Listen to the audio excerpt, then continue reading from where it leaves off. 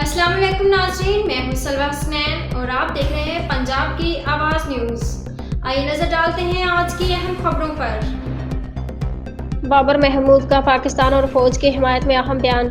कहा, पाकिस्तान जिंदाबाद, पाकिस्तान की हर फोर्स जिंदाबाद। हर रोज के मारूफ ताजर और आल खदमत ग्रुप के सदर बाबर महमूद ने अपने हालिया बयान में पाकिस्तान के मसले अफवाज और हुकूमत के साथ अपनी मुकम्मल हिमायत का इजहार किया। उन्होंने कहा, हम पाक फौज के आर्मी चीफ के साथ खड़े हैं और उनकी क़यादत में पाक फौज हर चैलेंज का मुकाबला करने के लिए तैयार है। पाक फौज की कुर्बानियाँ और उसका जज्बा हमारे लिए फख्र का बायस है।